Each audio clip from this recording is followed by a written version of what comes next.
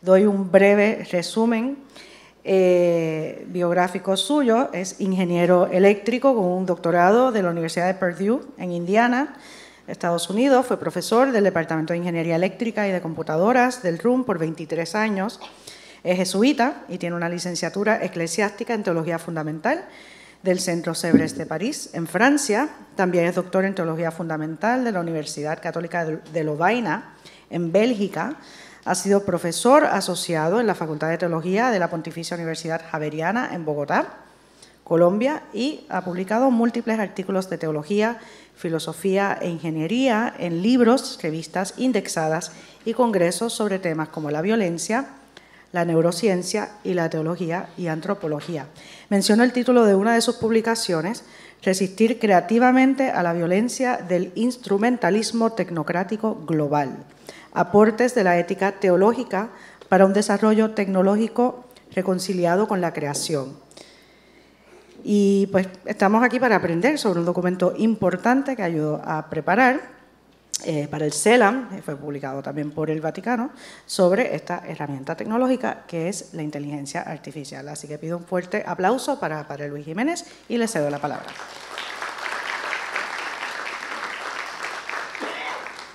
Muchas gracias, licenciada. Saludos a todas y a todos. Yo sospecho, tengo una alta sospecha, que no nos portamos bien durante este verano. Y ya la sonrisa me indica que sí, que hay una complicidad con eso. Y lo sospecho porque si empezamos con este servidor torturándolas a ustedes en esta sección, pues un poco experiencia de purgatorio. Bien. Les voy a presentar hoy, yo sé que he hablado de este tema anteriormente, pero les quisiera presentar este documento. Ya está puesto en línea aquí en la Católica, lo pueden bajar tan pronto quieran y puedan. Se titula La inteligencia artificial, una mirada pastoral desde América Latina y el Caribe. Fue publicado en mayo del 2025.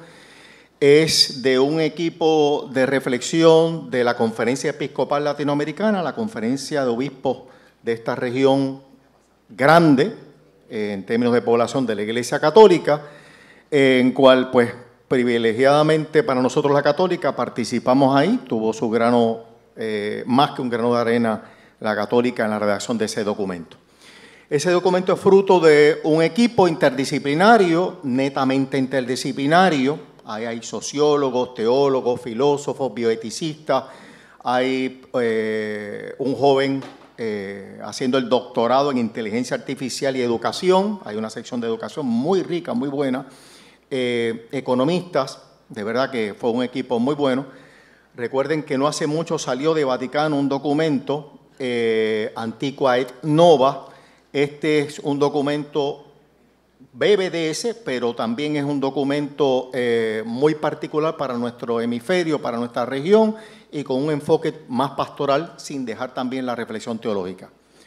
Fue convocado por el CELAM hace un año. Estuvimos arduamente trabajando durante un año, remoto y presencial. Y el documento ya está disponible en Huellas, lo pueden bajar y lo pueden utilizar de referencia. Nos han pedido que, el documento es de 60 y algo de páginas, nos han pedido los obispos que demos una versión más corta de 10 páginas. Vamos a ver, los académicos no podemos escribir algo tan fácil en 10 páginas. Déjenme presentarle el índice y lo presento porque no puedo discutir todo el documento aquí, por fuerza, por el asunto del tiempo. Pero para que lo tengan de referencia, tiene una primera sección que es nociones generales sobre la inteligencia artificial, la historia y la evolución de la inteligencia artificial, cosa que en muchos documentos que ha salido de Roma o de otros lugares ya es normal hacerlo. Luego vino la sección de aspectos éticos, antropológicos y teológicos de la inteligencia artificial. El magisterio de la Iglesia sobre la inteligencia artificial, hacemos un breve resumen. El desafío teológico del desarrollo digital, la antropología cristiana y la dignidad humana, en qué se parecen, en qué se diferencia la inteligencia artificial de la inteligencia humana, y la vocación del ser humano como co-creador responsable, como persona que crea, pero a la misma vez tiene que responder ante su creación. Y luego viene la sección de las aplicaciones e impactos de la inteligencia artificial. Quisiera discutirlos todos, pero no me da nada más que espacio para dos. Economía. Tiene una sección de procesos políticos de Derechos Humanos y Democracia Participativa. La segunda y la tercera yo la voy a resumir brevemente o introducirla aquí. La salud, para aquellos que estén en temas de salud o en temas de bioética, muy interesante la relación o la influencia o el cambio que está produciendo la inteligencia artificial. Ahí la comunicación social, la educación, que supongo que la mayoría aquí, si no todos, estamos muy interesados, el tema del trabajo y el tema de la ecología.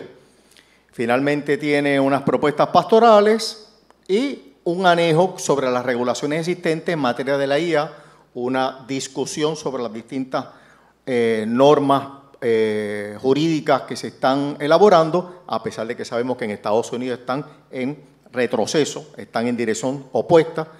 Y yo creo que es un documento que de verdad vale la pena leer y lo podemos utilizar aquí en la Católica para muchos de nuestros trabajos.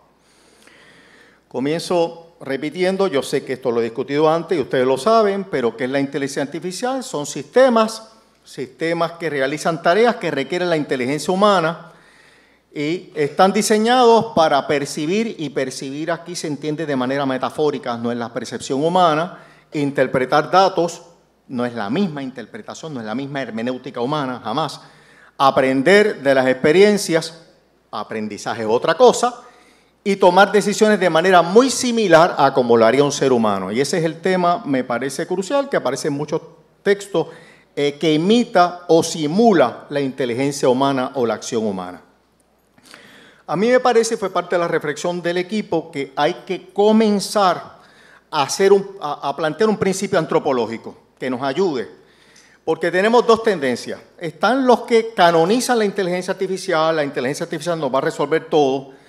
En estos días, lo tengo que confesar, leyendo las noticias, volvemos otra vez en el gobierno en Puerto Rico a decir no, que todo lo va a resolver la inteligencia artificial. Nos va a ayudar, pero no nos lo va a resolver todo, ¿verdad?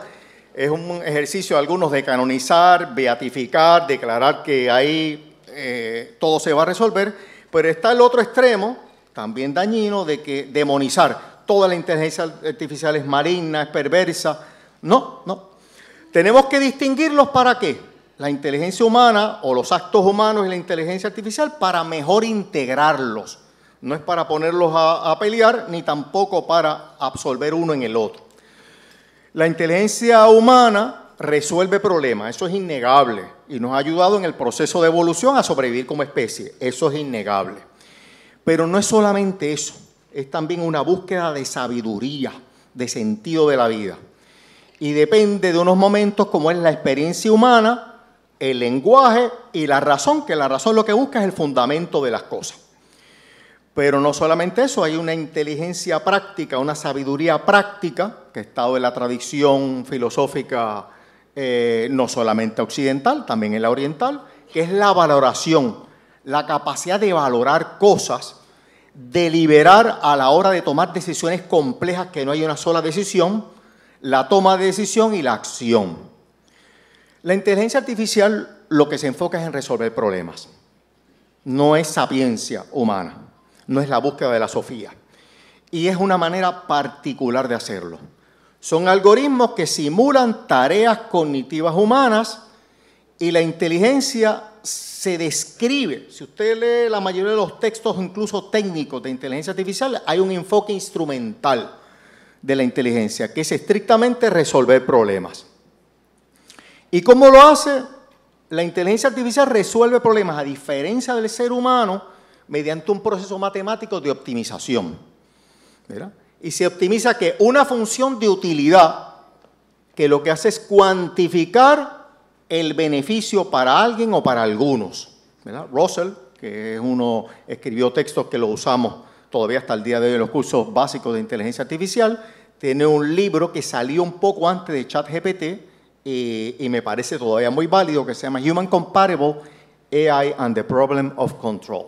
Entonces, lo que llamamos inteligencia, lo que llamamos aprendizaje de inteligencia artificial, es una optimización matemática. Habiendo distinguido eso, para al final ver cómo los integramos, un pequeño resumen, que ya usted sabe cuál es la tecnología que está detrás de la inteligencia artificial, o que llamamos Machine Learning, aprendizaje de máquinas. como hemos dicho anteriormente, es el paradigma de las neural networks o redes neuronales artificiales, que lo que hace, esto desde hace mucho tiempo en el siglo XX, unos matemáticos plantearon el funcionamiento biológico de una neurona, sacaron de ahí un modelo matemático que es el perceptrón. Por si acaso, el perceptrón no es lo mismo que el neurón, la neurona. El perceptrón no es otra cosa que un mero modelo matemático. Y ese modelo matemático del perceptrón conectado en redes es lo que llamamos el neural network, que no es nuestras redes neuronales sumamente más complejas que tenemos en nuestro sistema nervioso. Teniendo eso en cuenta, la inteligencia artificial generativa, ¿de dónde sale? Yo no voy a hablar de detalles que lo he mencionado anteriormente y no los voy a cansar. Pero todo comienza con una inteligencia artificial discriminativa en los años 80 y los años 90, que es lo que luego se llama la inteligencia artificial débil o estrecha, que lo que hace es una inteligencia artificial que todavía al día de hoy usamos, resuelve problemas específicos, bien específicos, como lo eran sistemas expertos, clasificadores, basados en modelos estadísticos, que todavía usamos hoy día. En la década de los 90, 2010, hubo un cambio ya ahí de paradigma, es el uso ya de neural network, como ya he mencionado, todavía simples porque no teníamos suficientes datos en aquella época. Ya en el 2010 hasta el día de hoy, hasta que no venga un nuevo paradigma, otra revolución tecnológica, es el deep learning, que no es otra cosa que el mismo neural network, pero no sé si recuerdan que mencionaba, los neural network tiene una capa de entrada, los datos que le entran, y una capa de salida, que son las decisiones o la cuantificación de un valor, que es lo que implicaría una decisión estadística o matemática. Entre esas dos capas, antes, en la década de los 90, lo más que podíamos tener era una sola capa de conexión, porque no teníamos suficientes datos. Sabíamos matemáticamente que se podía, pero no tenía suficientes datos para estimar la cantidad voluminosa de parámetros. Ya en los años 2010 en adelante, por toda la base de datos que hay en las redes, pues ya podemos tener sistemas mucho más complejos que implicarían, estamos hablando de espacios de decisión de miles y miles de variables, sino de millones.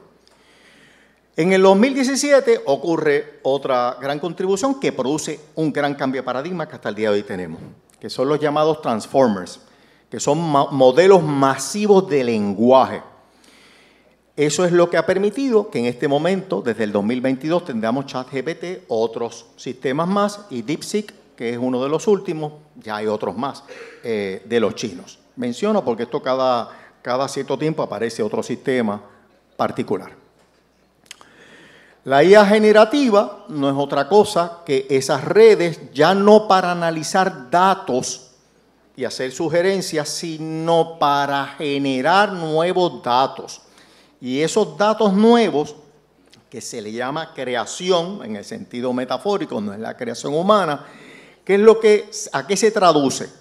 A escribir un poema, a hacer un dibujo, componer una canción, basado en un mensaje determinado, pero también en toda una base de datos que se abstraen unos parámetros en esa red neuronal.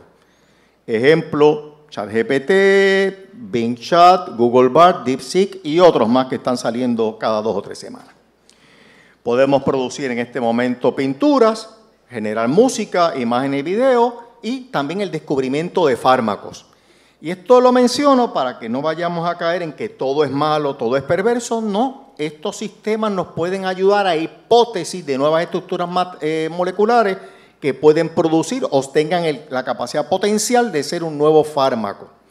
Y lo hacen a una alta velocidad. Por lo tanto, una buena simbiosis o síntesis entre lo humano y la inteligencia artificial puede ser muy positiva, también puede ser muy destructiva.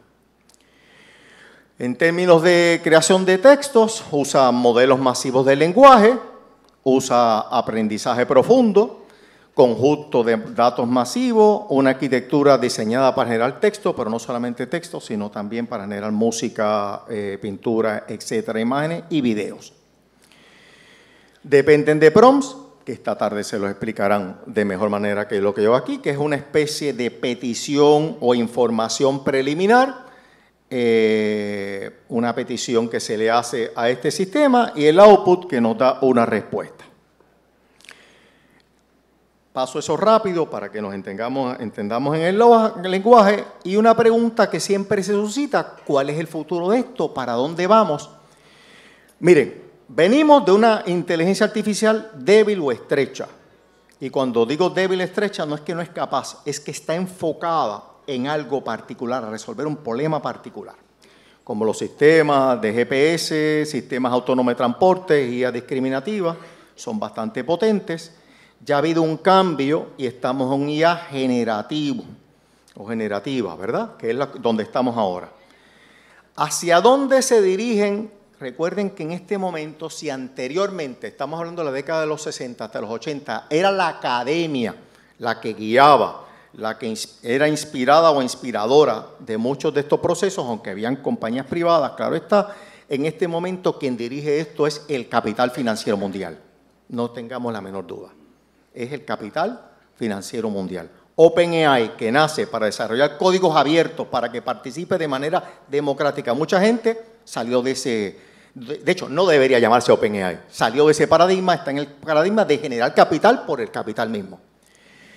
Y sabemos desde el verano pasado que varios, no sé si todavía están empleados por estas compañías, pero varios empleados escribieron una carta o ex empleados diciendo que la intención escondida de muchas de estas compañías es lograr una IA fuerte o general, consciente, y no quieren que haya muchas restricciones. Esa es la influencia que causaron el presidente de Estados Unidos, cuyo nombre no voy a mencionar, por no faltarles el respeto a ustedes y no subirle la presión, porque escuchar el nombre a veces sube la presión. Después de esto, señor presidente, no me vuelvan a invitar. Es mi esperanza. Pues él no necesita mucha influencia para disparar un cañonazo, pues a partir de eso, ¿qué hizo? Desregula más todavía los procesos de inteligencia artificial, porque es lo que quieren estas compañías. Y la pregunta es, ¿una inteligencia artificial fuerte o general que buscaría resolver muchos o todos los problemas, ¿sería consciente o no sería consciente? Esa es la gran pregunta. Hay tres escuelas. La primera escuela dice que sí que se puede. Será un sistema, lograremos un sistema consciente o unos sistemas conscientes. Una segunda escuela que es imposible, la conciencia humana es otra cosa. Tercera escuela, la que yo aquí declaro a la que pertenezco, una simulación sumamente potente de la conciencia, ¿verdad? Que no podríamos distinguirlo de una conciencia. ¿Qué podría acelerar el proceso? Y es lo que esperamos, la revolución de la electrónica cuántica. Ya hasta hace poco era teoría que se estaba implementando, había un montón de problemas técnicos, ya hay unos chips cuánticos, no son perfectos, pero ya están. La expectativa es que funcionen. Por ejemplo, resuelve en 5 minutos lo que tomaría 10 cuatrillones de años de resolver en términos de cómputo matemático. Así que esto podría y va a acelerar todo ese proceso. ¿Cómo sería una inteligencia artificial fuerte o general? Aquí me baso en Stuart Russell, adaptándolo un poco en ese libro. ¿Qué podría ocurrir? Y no sería descabellado pensar esto. Sería una inteligencia artificial, un sistema que estaría absorbiendo constantemente, a tiempo real, gigantescas cantidades de información, datos, de sensores en todo el planeta, incluyendo nuestros celulares. Estaría constantemente mejorando los modelos matemáticos, porque ya lo puede hacer. Los modelos matemáticos y estadísticos del mundo social y de las acciones del ser humano. ¿Para qué? Para predecir qué nosotros quisiéramos o a qué tipo de acción nosotros podríamos tomar. A partir de esos modelos mejorados, mediante unos cómputos enormes, complejos, ya por la electrónica cuántica, haría mejores inferencias o predicciones que resolverían problemas aún más complejos. Y constantemente estaría mejorando las predicciones y los planes a largo plazo. Eso puede ser muy positivo, pero por las caras de ustedes me doy cuenta que ya saben que eso puede ser un gran riesgo de un sistema consciente que nos controle enormemente. Dentro de los dos temas que quisiera discutir aquí, por las implicaciones que tiene, sobre todo en nuestro entorno, uno de ellos es la inteligencia artificial y el futuro de las sociedades democráticas. Está mucho mejor explicado en el documento, que le invito a los que lo lean. El segundo va a ser la educación. Se perfilan dos caminos en términos de la política, política en el sentido macro. Una posibilidad de la integración de la inteligencia artificial es la democracia aumentada por la inteligencia artificial y la otra, la tecnoautocracia impulsada por la IA. La primera sería un aumento de la democracia participativa o, de verdad, una posibilidad de democracia participativa. Esto se está hablando en Europa y en otros países desde hace tiempo, todavía no lo hemos tenido, y hay que admitir que estamos en un momento de una deriva autoritaria muy preocupante, con visos de fascismo, lo tengo que decir. Si a alguno de ustedes les molesta, pues tengo que decir que no me arrepiento y dormiré tranquilo esta noche, por decirlo.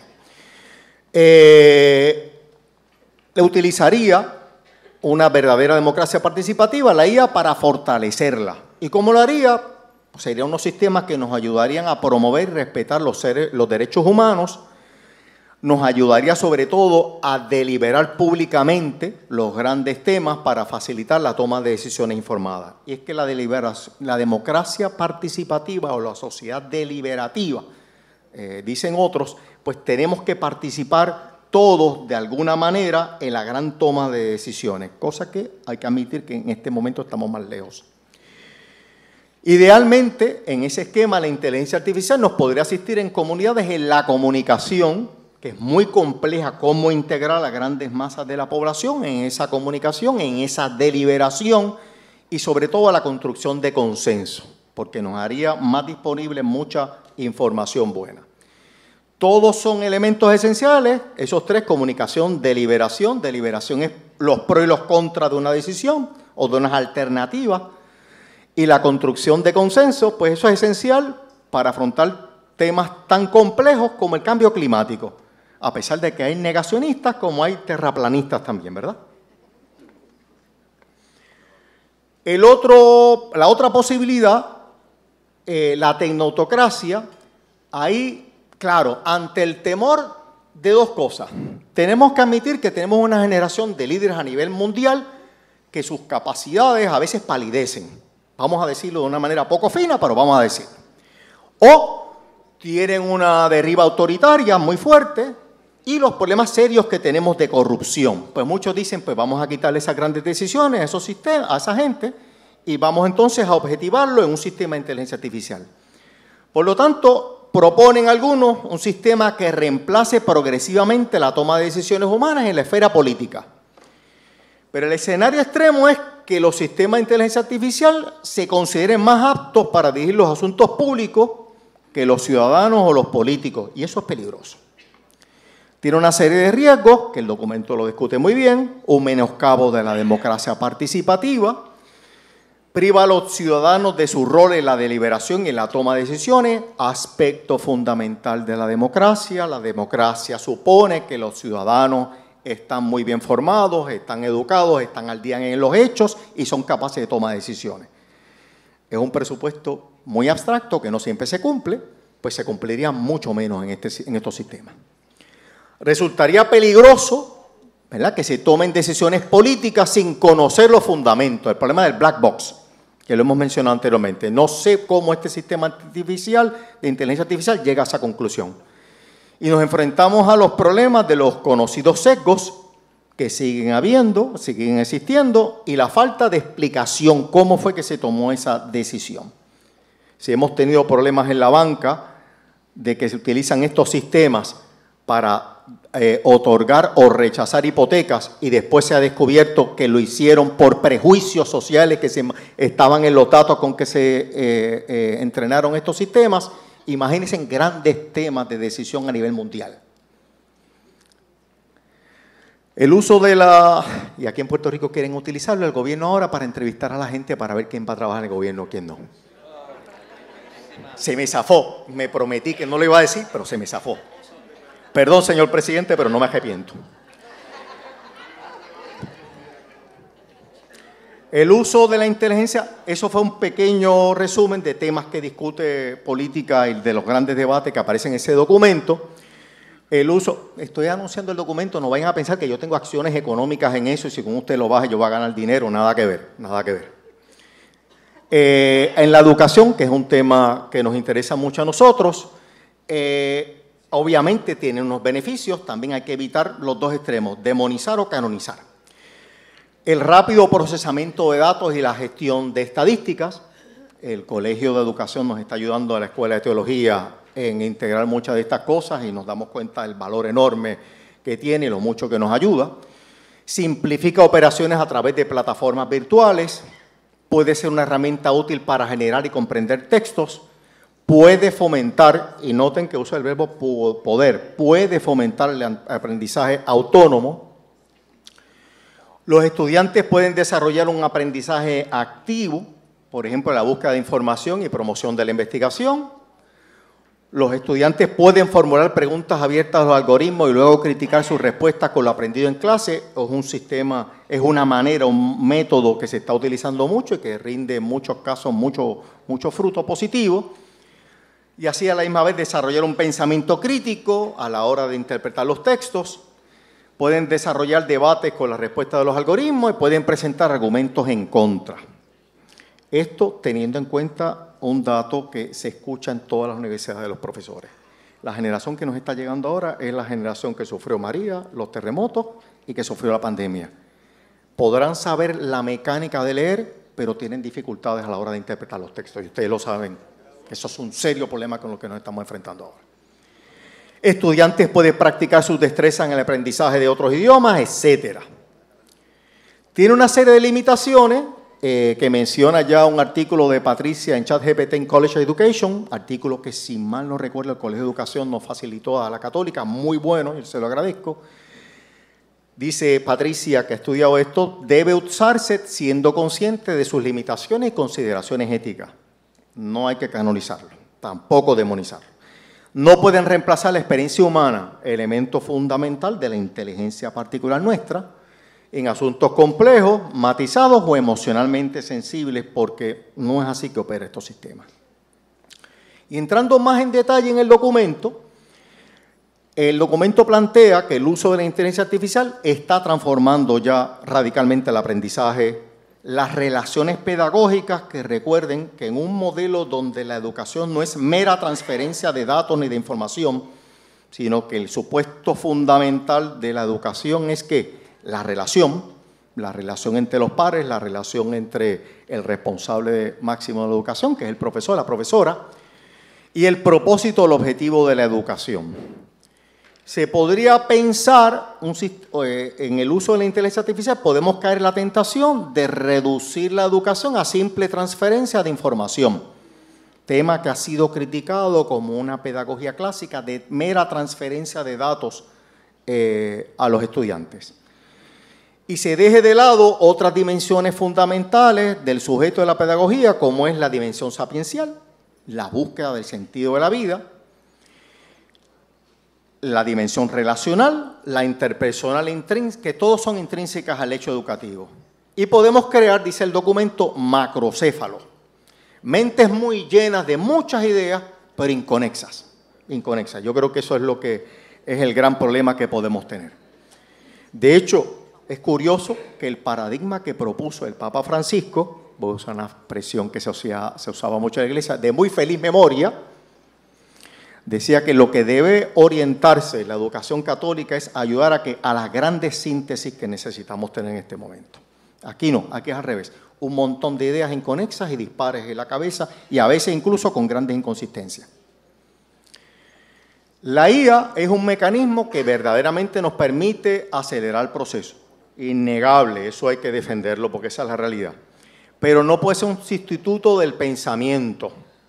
El pensamiento no se basa en solamente poner un buen prompt, ni impedir el desarrollo de la creatividad. ¿De qué vale un estudiante que tenga muchos datos o sepa ahondar bien botones si no puede ser creativo? Y las capacidades y sobre todo el tema de las virtudes, hay virtudes intelectuales, pero también hay virtudes éticas y morales. Un programa puede dar la ilusión de que yo sepa redactar correctamente, pero que en la práctica, en la realidad, yo no poseo esa competencia. Me corrige, mira qué bonito quedó, pero no aprendí del proceso. Podría generar, y a mí me parece que esto es de los problemas mayores, a nivel incluso de psicología educativa, una expectativa de un éxito inmediato. Si ya estamos en un universo académico, donde se está ofreciendo y están prometiendo carreras cortas en tu casa, en año y medio tú tienes un bachillerato, estoy exagerando un poco, pero para implicar eso, imagínense si encima ahora le damos un sistema que esto lo va a hacer todo por ti. En el documento, y me parece que para mí también fue un proceso de aprendizaje en este año, es descubrir la educación, la verdadera educación y el aprendizaje, que es más allá que conocer datos, toma mucho tiempo. Y eso ya lo había dicho Aristóteles en la Ética Nicómaco. Toma mucho tiempo la verdadera educación. Los sistemas de inteligencia artificial son rápidos. Ahí hay un desbalance entre las dos cosas. Tarea nuestra creativa como académicos es ver cómo las articulamos. Una que es veloz, mientras el proceso es y debe ser lento. Mirémonos a nosotros. Estamos donde estamos después de largos años de estudio, de trabajo y de experiencia que no acabaron con los diplomas académicos nuestros. En el aula y en nuestra investigación hemos seguido aprendiendo. Los sistemas de inteligencia artificial buscan soluciones rápidas. Entonces, ¿cómo logramos esa diferencia? Articularla de la manera más creativa. Puede producir una dependencia de los estudiantes de la inteligencia artificial para todos los trabajos. Una pérdida de creatividad, una pérdida de pensamiento crítico, cosa que parece que a la deriva autoritaria y neofascista o cuasifascista le interesa. La capacidad de generar soluciones de problemas y la autonomía. El sujeto se apropie de su proceso de aprendizaje. Y quedarnos a un nivel superficial de la comprensión y evaluación, los macrocéfalos. Tengo muchas ideas, pero inconexas. Un uso equivocado de esta herramienta también puede ser el problema de la honestidad académica y la autoría de trabajos. Pero noten que no es el único reto, son otros retos los que está saliendo ahí. Y la propagación de información equivocada. Hace poco me dio con utilizar el sistema para un medicamento para el gato de mi madre que tenía una enfermedad y resulta que propuso unos medicamentos que de verdad existen y funcionaron, pero la propuesta que me dio uno de estos sistemas se da por vía oral y no era por vía oral, era por vía externa. Si llego a seguir el consejo y mato sin querer el gato de mi madre me va a matar después a mí. Bien, vamos entonces para resumir y para acabar los aspectos éticos de la inteligencia artificial, que ya los hemos ido discutiendo. No voy a discutir los retos éticos que ya he discutido otras veces, el de privacidad, manipulación o fake news o deepfake, estos videos que cada vez proliferan más, aunque a veces también los usan como excusa. Eso no lo dije yo, lo sacaron de un deepfake. Bueno. Explotación económica, seguridad, el problema de seguridad, responsabilidad, el problema de la transparencia, la explicabilidad, cómo se llegó a esa conclusión, los sesgos que tienen, que han ido mejorando. Se ha ido mejorando ese problema, pero siempre está. Y siempre tendremos la posibilidad de que haya un sesgo. Eso dudo que podemos llegar un día a decir 100% seguro que no va a haber sesgo. El medio ambiente, el tema del medio ambiente que poco se ha discutido, estos sistemas consumen una cantidad de electricidad y de agua que causa un problema ecológico. Poder y sociedades democráticas, que ya lo discutí. ¿Qué ética aplicada a la tecnología nos ayudaría al diseño, desarrollo y el uso de la inteligencia artificial? Miren, tenemos que salir de un paradigma que por razones históricas, por una ética del trabajo burguesa, es la de la ética del cumplimiento. La ética del cumplimiento no da para esto. Cumplir las normas. Yo no estoy diciendo ahora que las incumplan, pero es mucho más complejo. Si el problema es más complejo, requiere una ética mucho más rica que la meramente ética prohibitiva, no haga, cumple. ¿Verdad? Además que eso no desarrolla sujetos autónomos morales. Y lo podemos hacer con miedo. Y no solamente en la academia, en las mismas predicaciones de nosotros los sacerdotes, podemos inducir una ética inspiradora o podemos inducir una ética por el miedo. Y en la universidad lo podemos caer en eso y hemos caído incluso en las profesiones también. Lean la mayoría de los códigos de ética de las profesiones. La gran parte de esos códigos son meras prohibiciones. Eso no es suficiente para el tipo de problemática con el que nos encontramos. Por eso necesitamos una ética inspiracional que vaya más allá de lo prohibitivo y de prevenir daño. Tienen que haber prohibiciones, yo no estoy diciendo eso. Tenemos que prevenir daño, claro que sí, pero hay que ir más allá de eso. Por lo tanto, es una ética que recoge lo prohibitivo, pero también la prevención de daño y va más allá. Es una inspirada en valores personales, profesionales y sociales. Y en nuestro caso, valores teológicos o cristianos. Busca hacer el bien al ciudadano, no solamente evitar un daño a la sociedad, al medio ambiente y a futuras generaciones. Miren que no se trata, una ecología integral no se queda en la mera prohibición. Busca que encarnar valores o rescatar y proteger valores que ya están implícitos en el medio ambiente. Encarna valores en proyectos tecnológicos, como son la vida, la dignidad, la salud, la justicia, la equidad, el cuidado, la belleza, protección del medio ambiente, etcétera, etcétera, etcétera.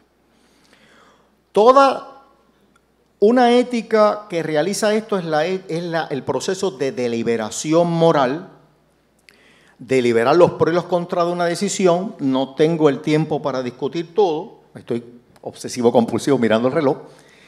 Hay 4 elementos que se requieren, me da tiempo para discutir 2. El primero son los hechos, tener los hechos en nuestro caso pedagógicos, los hechos científicos, los hechos técnicos claros. Si yo no tengo los hechos claros, mi decisión va a estar abocada al error y al fracaso. Tener primero los hechos claros. Si hay dificultad en el estudiante, ¿cuáles son las dificultades? Esos son los hechos. Y hay veces que no basta con que el estudiante lo diga, tienen que ser hechos también y los hechos se verifican. Luego los valores que se montan en los hechos, los valores no existen en el abstracto. Uno escucha muchos discursos de valores muy bonitos y hasta bien piadosos, pero que no tienen nada que ver con la calidad. Los valores no existen en el abstracto. Nosotros no somos hijos, nosotros no somos platónicos. No es un topos uranos, no es en un cielo que existen unos abstractos llamados valores. No, los valores existen en las cosas, se realizan en lo concreto. Eso es tradición muy judeocristiana, muy judeocristiana. Es en la creación concreta que se realiza el proyecto de Dios. Los deberes, mencionaré uno al final, y las virtudes para cumplir todo eso, que no tengo mucho tiempo, no tengo tiempo para discutirlo. Los valores se realizan aquí en que en proyectos tecnológicos y en nuestro caso pedagógicos nos permiten encarnar unos valores, pero hay que estar vigilante porque se puede encarnar un antivalor en los hechos técnicos, científicos, pedagógicos, políticos o económicos. No estamos en el cielo. De vez en cuando se nos cuelan antivalores. En el mundo político, económico, científico, técnico, pedagógico y eclesiástico. ¿Por qué ustedes creen que la Iglesia Católica o todos los grupos tienen que pasar a lo largo de la historia procesos de reforma y renovación? Que lo sopla es el Espíritu Santo. Precisamente porque se nos pueden colar estas cosas. ¿Cuáles son los valores que predominan en los discursos sobre la IA? Esto lo he discutido anteriormente con ustedes. Un rendimiento hiperactivo, producir mucho, la productividad, ser eficiente, el éxito, la competición y el consumo. En el último comentario que hizo el presidente de Estados Unidos sobre por qué hay que desregular más la IA, de estas cosas era la que estaba hablando. Todos son valores medios, instrumentales. En axiología, en teoría de valores se distinguen los valores medios, que son los que me permiten conseguir unos fines. Y el valor fin es el que debe orientar todo. Los medios están en función de los fines. Son valores del instrumentalismo tecnocrático, una ideología que está detrás y es la que está empujando esto con el capital financiero y el capital tecnológico que tenemos ahora. Francisco, lo voy a apenas mencionar, él propuso una lista, no una lista, pero fue mencionando a lo largo de uno de sus mensajes, o de varios de sus mensajes, algunos valores que tenemos que tener en cuenta que se deben encarnar en la inteligencia artificial: la paz, el bien común, el desarrollo integral del hombre y de la comunidad. Ese tema del desarrollo humano integral es el que estamos trabajando en el equipo que seguimos trabajando en CELAN con la inteligencia artificial, es la tarea de este próximo año. Y mejorar el potencial humano. mejorar el potencial humano. Por lo tanto, esa es la verdadera y positiva integración entre la IA, entre toda tecnología y el ser humano. En el caso de la educación superior, no pretendo limitar esto a esta lista nada más, por eso pongo un gran etcétera. Valores que se tienen que encarnar: la sabiduría, el pensamiento crítico, la creatividad, la autonomía, que el estudiante se apropie de su proceso pedagógico, porque de poco valdrá todo nuestro esfuerzo si no lo hace suyo. Esa autonomía es lo que está detrás. ¿Se acuerdan aquella frase que todavía tiene vigencia? Aprender a aprender para el resto de la vida. Ahí es lo que está. El bien común, el desarrollo humano integral y otros que seguirán saliendo, emergiendo. Mencionando ahí los valores, vamos a la última parte, los deberes. Los deberes no hace otra cosa que concretizar el valor, que es un debería ser, a realizarlo en concreto. En nuestro caso, empezamos hablando de que había que distinguir el ser humano y la inteligencia artificial para integrarlos de mejor manera. La integración, pasaría aquí en el deber, debe ser un aumentar la agencia humana, no anularla. ¿A qué nos referimos eso? Y esto podría ser un criterio para saber si vamos por buena ruta en la integración de la inteligencia artificial en nuestros salones de clase, en nuestros proyectos, en la católica en general. Si nos permite aumentar la capacidad de pensar. Si la anula o si la limita, no vamos por buen camino. Si nos permite aumentar la capacidad de tener experiencia, desarrollar un mejor lenguaje y un razonamiento. Si se lo delegamos toda la inteligencia artificial, vamos por mal camino. No estamos aumentando, estamos disminuyendo las capacidades. Y en el ser humano va aumentando sus capacidades, sus destrezas, sus dones, sus talentos, o los va reduciendo y limitando. Miren el caso nuestro. Nosotros a lo largo de nuestra carrera académica hemos ido afilando unas capacidades, ¿verdad? Pero tenemos que admitir que afilando esas, porque somos limitados, otras las hemos ido perdiendo. Es así. Toda profesión, toda formación profesional me agudiza unas destrezas necesarias para esa profesión, pero voy perdiendo otras también, incluso la manera de mirar. Aumentar la capacidad de deliberar los pros y los contras de una decisión. ¿Y cómo lo puede hacer? Aumentando la información que tenga sobre los hechos. La inteligencia artificial me puede ayudar de manera veloz a tener más información sobre los hechos. Y la capacidad de toma de decisiones, ¿cómo? Mejorando posibilidades, aumentando las posibilidades. Estos sistemas me pueden sugerir posibilidades, pero las implemento yo. Como el caso de la farmacéutica, ¿verdad? ¿Qué posibilidades hay? O como el caso buscando un medicamento para el gato de mi madre. Sin disminuir, sin perder, y esto hay que vigilarlo también, el control humano de todo el proceso. ¿Cuáles son los valores a realizar? Lo decidimos nosotros. No puede ser una inteligencia artificial. La inteligencia artificial no tiene capacidad de valorización, de valorar. Sin perder y disminuir nuestra responsabilidad. ¿Y cómo se manifiesta nuestra responsabilidad? En forma de supervisión. ¿Ratifico lo que me dice la inteligencia artificial o corrijo los errores? ¿Qué tal si el medicamento para el gato de mi madre se lo hubiera dado como me lo dice la inteligencia artificial? Mi madre no hubiera estado contenta el día de hoy. En términos más claros para la pedagogía, ese principio ético se traduce a aumentar la agencia humana. ¿De qué manera? Aumentar las competencias con la ayuda de la IA y las simulaciones buenas que me puede dar. Aumentar el desarrollo del pensamiento crítico. Hoy día es más fundamental que nunca. Entre más los gobiernos de distintos países y sus ministerios de educación quieren quitar las humanidades, la filosofía y la ética, más necesaria es todavía. Entre más quieren quitar el pensamiento crítico, con más urgencia tenemos que acentuarlo. Y facilitar el encuentro con educadores, no reemplazarlo. Facilitar encuentro con educadores en el desarrollo de virtudes, porque no es solamente conocimiento, no es solamente datos, es desarrollar la fortaleza, y eso es lo que llamamos virtudes por medio de los buenos hábitos necesarios en la educación, pero también en el uso de la IA. Sin perder o disminuir el control humano de todo proceso, como es la valoración del aprendizaje. No podemos perder eso. Y el desarrollo de la autonomía. Si la IA le quita autonomía al profesor, le quita autonomía a los estudiantes, vamos por muy mal camino. Vamos por muy mal camino. Sin perder o disminuir el asumir responsablemente mi propia formación, el crecimiento personal y también el de los otros. Me parece que ese principio ético aterriza muchas de las cosas y nos puede ayudar a la manera en que podemos implementar la inteligencia artificial o la manera en que no deberemos implementarla en nuestros salones de clase, en nuestros laboratorios y en nuestros trabajos. Hasta aquí ya llego en la presentación. No sé si hay tiempo para algunas preguntas.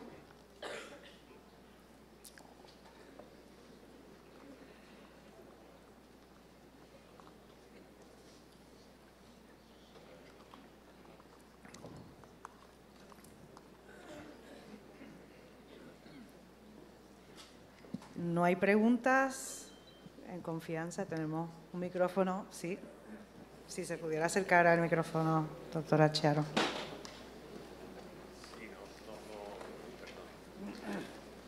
Es que en realidad tengo una pregunta muy clara y formulada, pero dos cosas que me saltaron. O sea, respecto a la cuestión de cómo se aborda, ¿no? Enfrenta éticamente todo ese problema. O sea, ¿quién lo hace ese trabajo?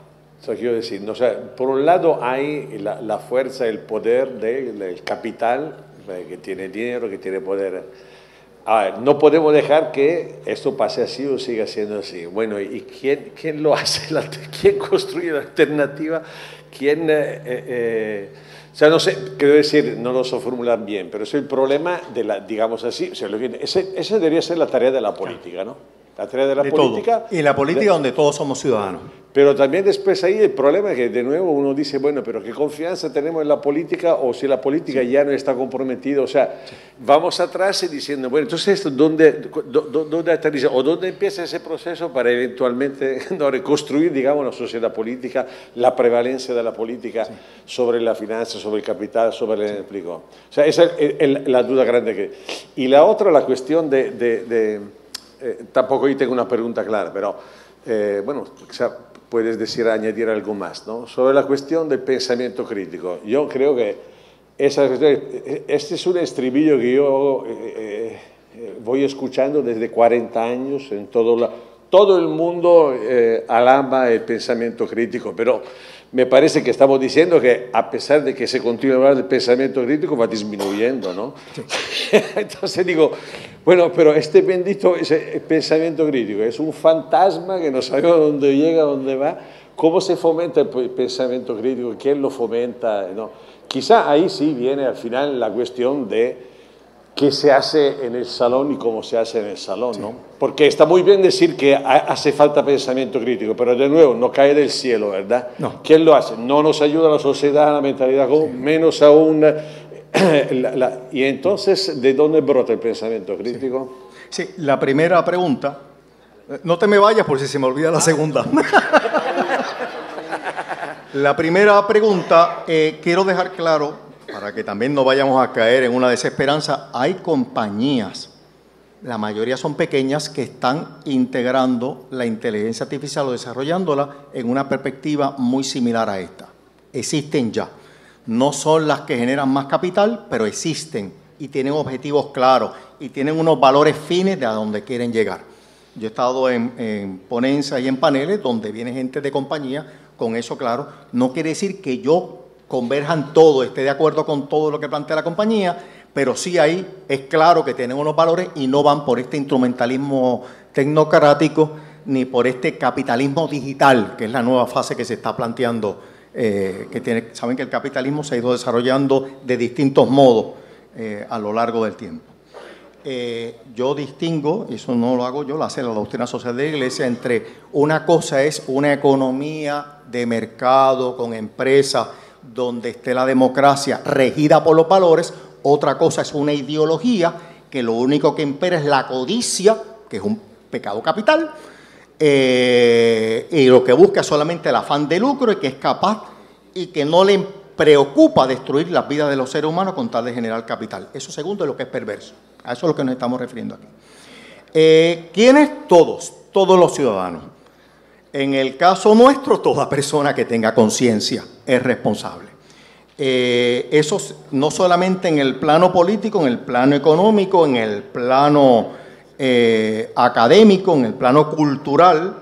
En el plano académico, pues yo respondería todos nosotros aquí, todas las universidades, particularmente la nuestra, que se inspira o se orienta por unos valores evangélicos y cristianos, entre ellos el bien común, ¿verdad? Que no, en ese sentido, pues todos somos responsables. Nuestras clases deberían ser, nuestros salones, tú dijiste una palabra, yo le añado laboratorios para eso, para desarrollar. Deberían salir aquí estudiantes con una integración entre lo humanístico, entre los principios cristianos, aun si no es creyente, pero entre los principios cristianos y el desarrollo técnico y académico, eso debería estar integrado.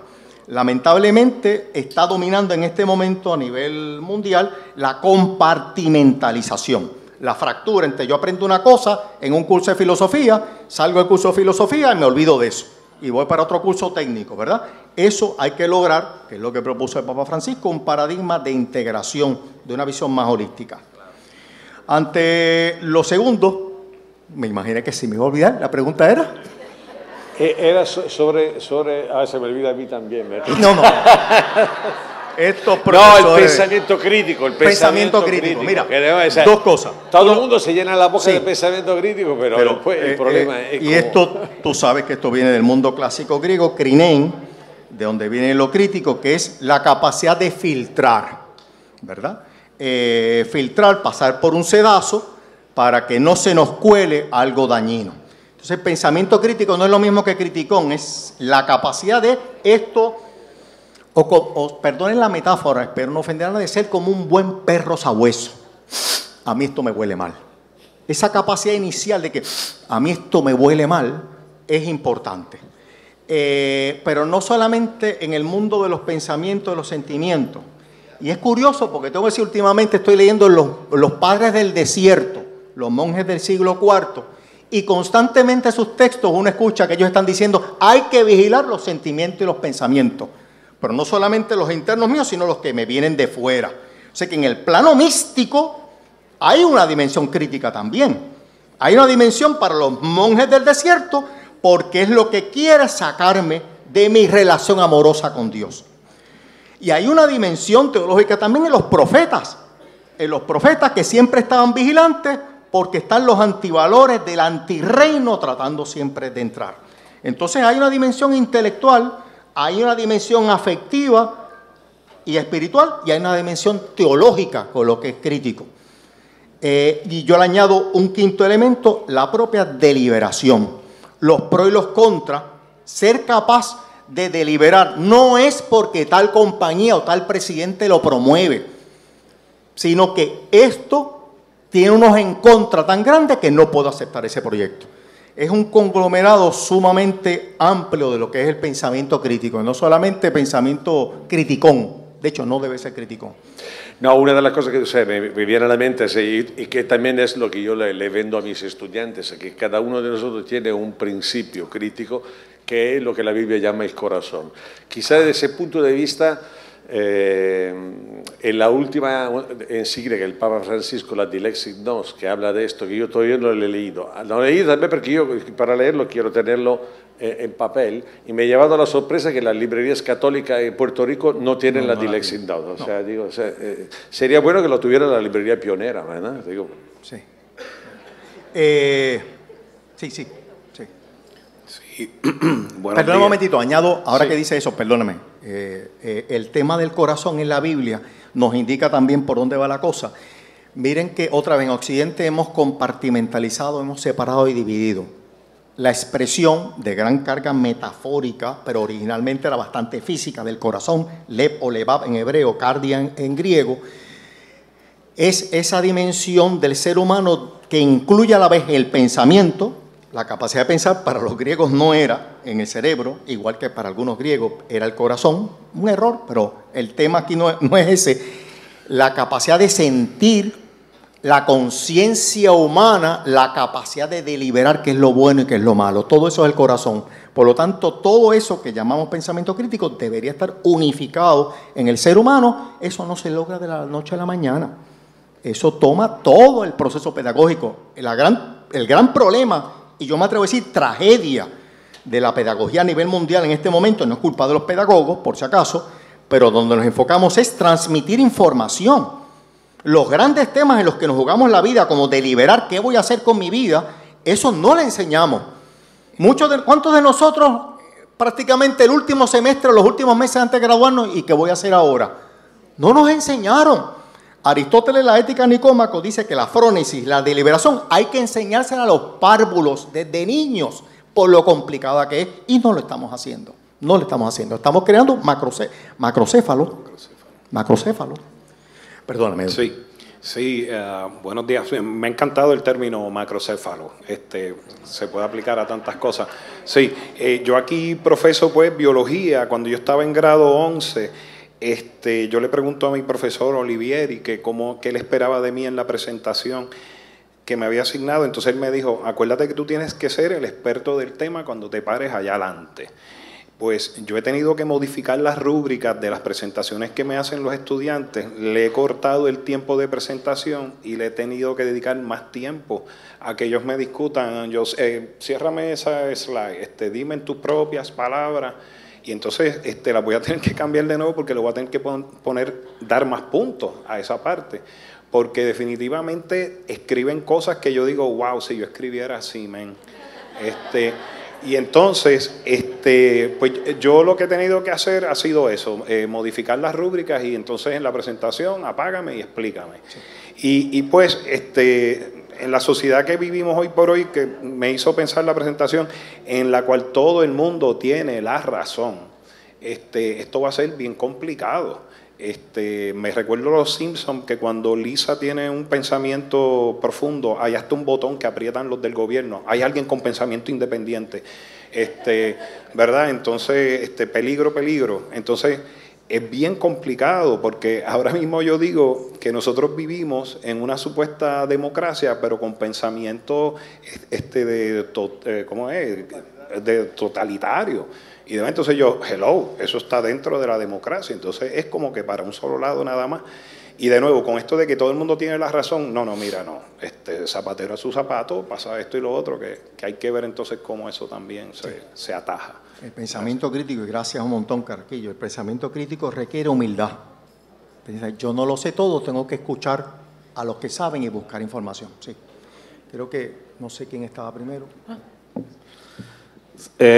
Nada, tremenda presentación, pero una observación que no la vi, quizás está ahí, pero no la vi mucho, es que toda esta tecnología como que ha perdido, ¿verdad? El dar referencia y dar crédito.